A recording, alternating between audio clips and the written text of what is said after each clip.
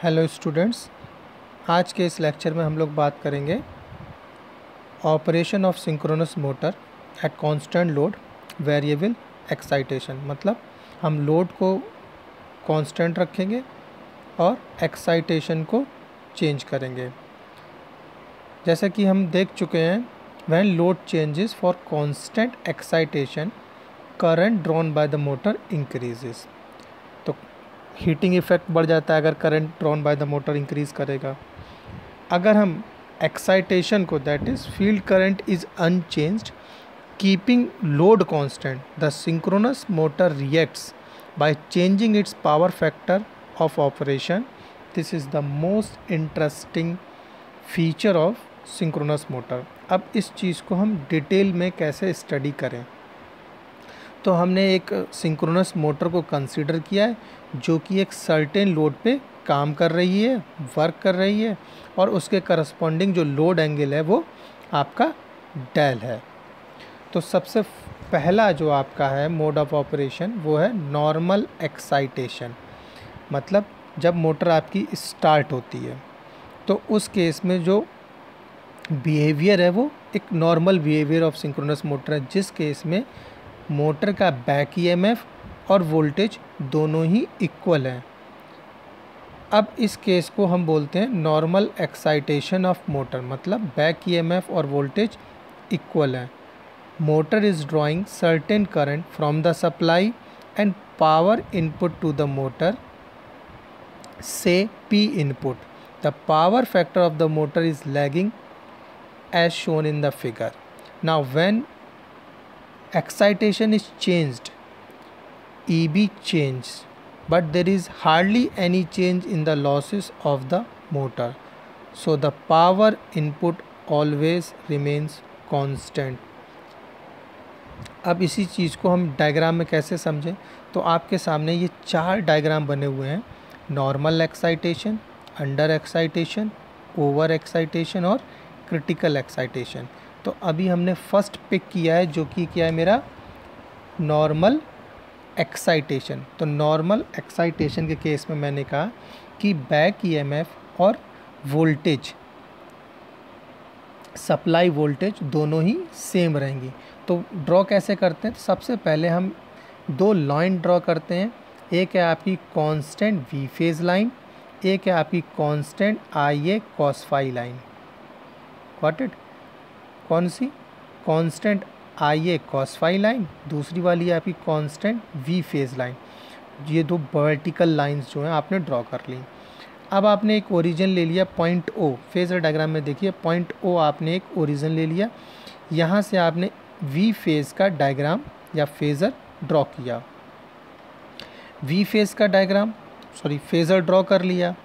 अब चूँकि normal excitation है तो ऑब्वियस ही बात है आपकी मोटर लैगिंग पावर फैक्टर पे वर्क कर रही होगी। तो मैंने एक IA का फेज़र जो आपका किसको टच कर रहा है, IA cos फाई लाइन को ड्रॉ कर लिया। वहाँ पर एंगल हो गया आपका फाई। इतनी बात क्लियर हो जाती है। अब इसी O से आप अपोजिट साइड देखिए, वी फेज के सपोज एक डॉटेड लाइन मैंने ड्रॉ की है डेल एंगल के साथ EB फेज की। EB फेज का आपका बैक ईएमएफ जो कि अपोज कर रहा होगा अपने ही कॉस का, और अपना ही कॉस मतलब वी फेज का ही अपोज कर रहा होगा। लेकिन एग्जैक्टली अपोज ना करके मैंने एंगल डेल एंगल दिखाया है। ये फेजर डायग्राम में आपको क्लियर हो रहा है कि EB फेज का अब रिजल्टेंट किसका, वी फेज, और EB फेज का आपने रिजल्टेंट लिया जो कि क्या है हमारा ER जो मिल रहा है पॉइंट B पे। तो ये कंडीशन है हमारी नॉर्मल एक्साइटेशन की। ये रिजल्टेंट कैसे फाइंड किया, बाय मेथड ऑफ पैरेललोग्राम। हमने एक पैरेललोग्राम ड्रॉ कर लिया और हमने ER एक रिजल्टेंट फाइंड कर लिया। तो आपने ये फर्स्ट ड्रॉ किया है किसके लिए, जब आपका एक्साइटेशन नॉर्मल है, मतलब बैक ईएमएफ वी फेज के सप्लाई वोल्टेज के इक्वल है। अब most of the time the voltage apply to the motor is constant, hence constant power input as V phase is constant, I phase cos phi remains constant. So motor adjust its cos phi, that is power factor nature and value so that Ia cos phi remains constant when excitation of motor is changed keeping load constant. This is the reason why synchronous motor reacts by changing its power factor to variable excitation condition. अब आते हैं next case पे, under excitation में। इस case में जो आपका back EMF है वो लेस देन सप्लाई वोल्टेज है।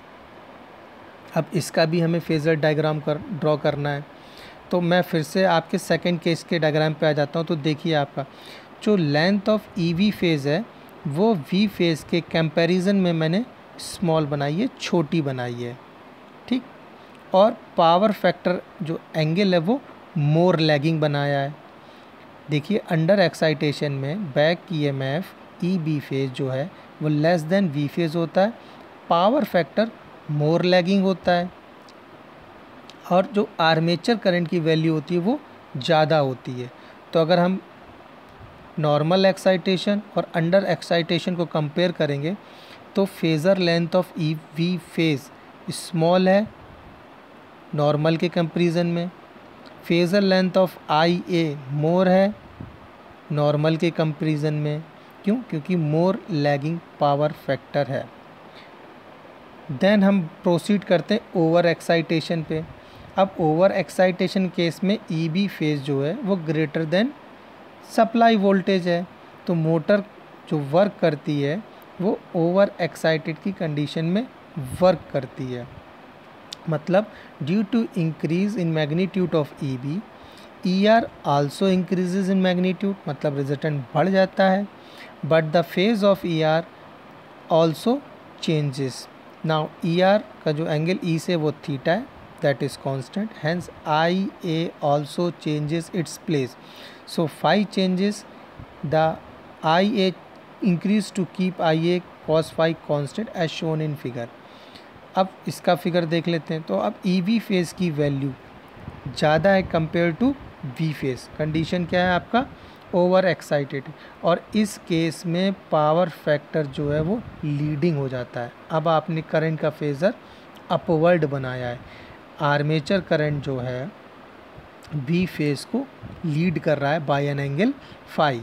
अब इन दोनों को देखते हुए आपने क्या ड्रॉ कर लिया, अपना resultant E R.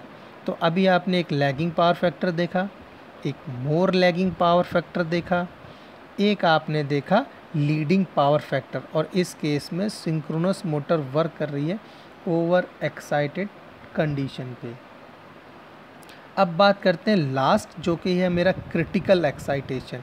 Critical excitation case में क्या होता है, आपका पावर फैक्टर जो है वो यूनिटी हो जाता है। पावर फैक्टर कैसा हो जाता है, यूनिटी। और इस केस में भी बैक ईएमएफ, लास्ट वाला डायग्राम आप देखिए, बैक ईएमएफ और सप्लाई वोल्टेज दोनों ही इक्वल हैं, और इस केस में आर्मेचर करंट की वैल्यू मिनिमम है। मतलब जब आपने पहला केस पढ़ा था तो normal value of armature current थी, दूसरा वाला केस जिसमें अंडर एक्साइटेशन था आर्मेचर करंट इंक्रीज़ कर रहा था। आपने थर्ड पॉइंट पढ़ा था ओवर एक्साइटेशन कंडीशन में, उसमें भी आर्मेचर करंट इंक्रीज़ कर रहा था पर लीडिंग इन नेचर था। लेकिन क्रिटिकल कंडीशन के केस में आर्मेचर करंट की वैल्यू मिनिमम होती है, और आपने फिर से रिजल्टेंट फाइंड करना है। तो रिजल्टेंट आप कैसे फाइंड करोगे, पैरेललोग्राम मेथड से। ई बी फेज़ का और वी फेज़ का रिजल्टेंट क्या हुआ, ई आर हुआ। अब इस पूरे फेज़र डायग्राम में हमने क्या किया है, हमने लोड को कांस्टेंट रखा है, एक्साइटेशन को वेरी किया है। मतलब कभी आपका नॉर्मल, कभी आपका अंडर, कभी आपका ओवर, और कभी क्रिटिकल। मतलब एक बार आपने लैगिंग पावर फैक्टर लिया, एक बार मोर लैगिंग पावर फैक्टर लिया, एक बार लीडिंग पावर फैक्टर लिया, और एक बार यूनिटी पावर फैक्टर लिया। तो इसी चीज़ की एक समराइज टेबल आपके सामने बनी हुई है। अगर अंडर एक्साइटेशन कंडीशन हो तो लैगिंग पावर फैक्टर, उस केस में जो आपका बैक ईएमएफ है वो लेस देन सप्लाई वोल्टेज। अगर ओवर एक्साइटेशन कंडीशन हो तो लीडिंग पावर फैक्टर है, और बैक ईएमएफ जो है ग्रेटर देन सप्लाई वोल्टेज है। क्रिटिकल एक्साइटेशन पर यूनिटी पावर फैक्टर है, और बैक ईएमएफ और सप्लाई वोल्टेज दोनों इक्वल है। सिमिलरली नॉर्मल एक्साइटेशन के केस में जो लैगिंग पावर फैक्टर है और बैक ईएमएफ जो है वो सप्लाई वोल्टेज के इक्वल है। तो ये आपका सिंक्रोनस मोटर का ऑपरेशन है। कब? जब आपका नॉर्मल एक्साइटेशन हो, अंडर एक्साइटेशन हो, ओवर एक्साइटेशन हो, क्रिटिकल एक्साइटेशन हो। अब एक बार चीज़ें हम फिर से देख लेते हैं। देखना क्या मतलब, छोटी सी चीज़ें हैं, बस हल्का फुल्का रिवाइज़ कर लेते हैं। तो हल्का फुल्का रिवाइज़ करने से पहले मैंने एक पैराग्राफ ये लिखा है कि operation of synchronous motor at constant load. ध्यान रखिए, हम लोड नहीं चेंज कर रहे हैं, हम एक्साइटेशन चेंज कर रहे हैं।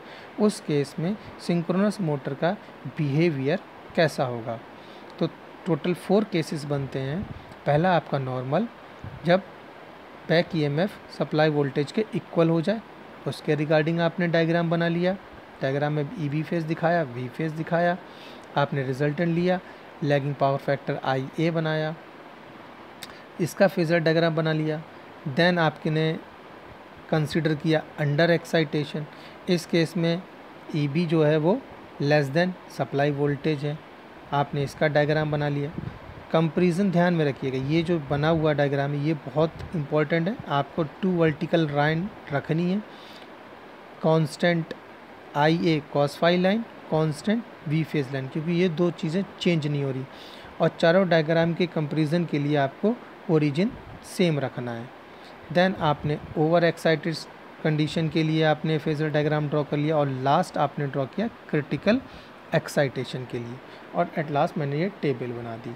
तो ये है आपका operation of synchronous motor at constant load variable excitation. Thank you.